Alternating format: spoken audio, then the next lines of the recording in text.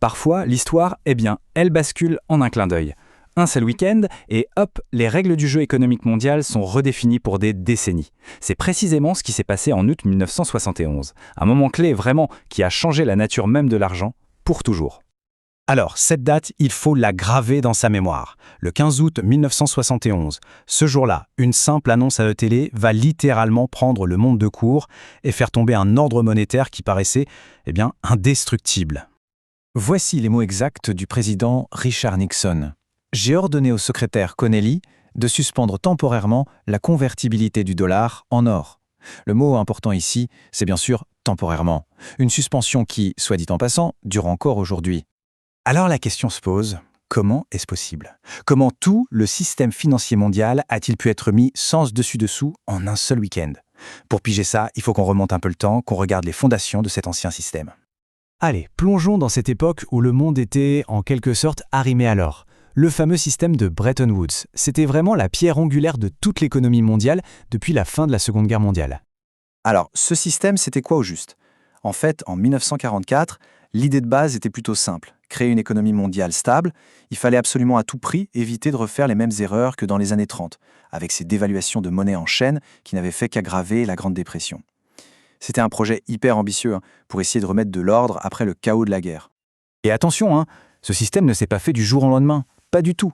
Ça a commencé en 1944 avec la conception, puis en 1945 on a créé le Fonds monétaire international, le FMI, pour superviser le tout, et il a fallu attendre 1958 pour que la machine soit vraiment pleinement en route.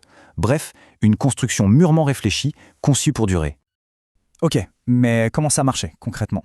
C'était assez simple en fait. Ça reposait sur 3 grands piliers. Premier point, le dollar américain était directement lié à l'or à un taux fixe 35 $ pour une once d'or. Point numéro 2, le gouvernement américain garantissait noir sur blanc qu'il échangerait ces dollars contre de l'or que les autres banques centrales.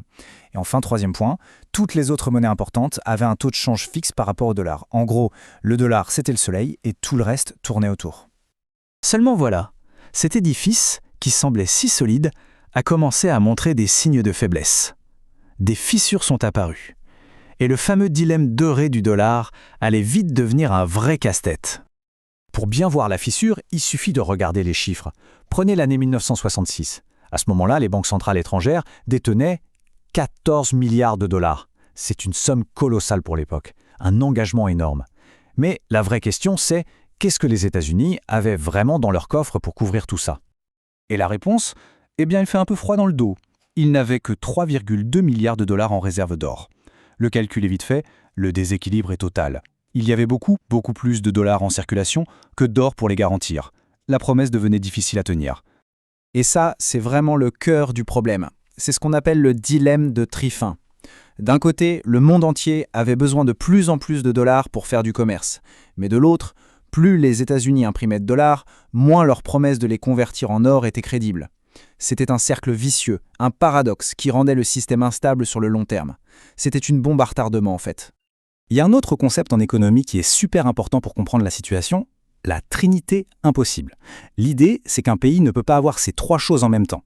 Un taux de change fixe, une libre circulation de l'argent et une politique monétaire indépendante pour gérer sa propre économie. Il faut choisir. Et le système de Bretton Woods, lui, avait choisi les 2 premiers. Conséquence, les États-Unis avaient les mains un peu liées pour gérer leur propre économie. Et c'est là qu'on arrive au moment fatidique, au point de rupture, le choc Nixon. Face à une crise qui devenait inévitable, il a fallu trouver une solution.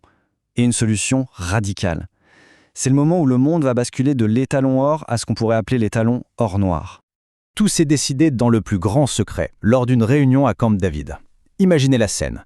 Autour de Nixon, il y a ses conseillers. Et ils ne sont pas du tout d'accord entre eux. Vous avez John Connally, le nationaliste pur et dur qui veut une action forte des États-Unis.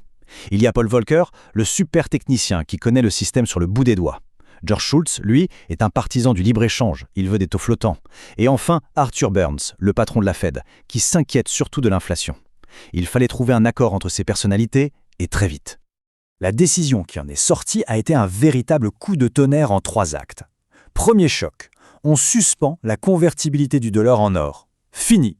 Deuxième choc, on gèle les salaires et les prix pendant 90 jours pour essayer de calmer l'inflation. Et troisième choc, on impose une surtaxe de 10% sur toutes les marchandises importées. C'était une action unilatérale d'une puissance incroyable.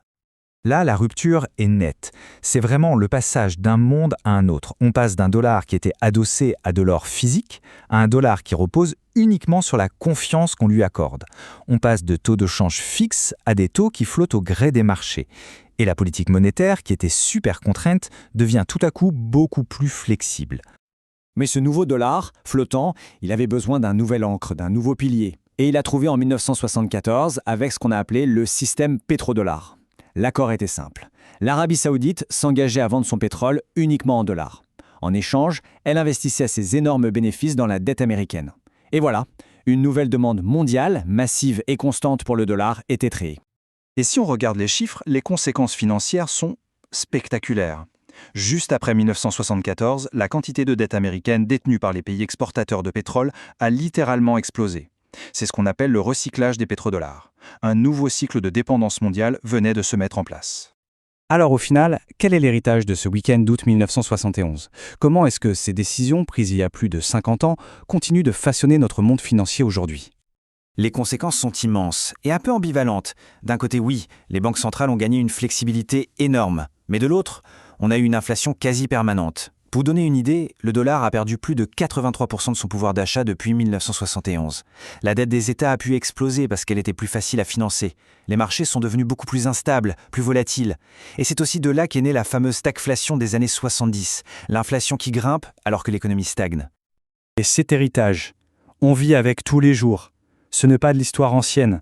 Tenez rien qu'en 2025, les États-Unis vont devoir refinancer 9 000 milliards de dollars de dette. 9 000 milliards. Ça montre bien que les défis créés par ce système sont toujours là et bien là. Tout ça nous ramène à une question finale, une question absolument essentielle. Si aujourd'hui notre monnaie n'est plus garantie ni par l'or, ni vraiment par le pétrole, sur quoi repose-t-elle vraiment ? Quelle est la source de sa valeur ? C'est une question qui est loin d'être réglée et qui continue de définir tout l'avenir de la finance mondiale.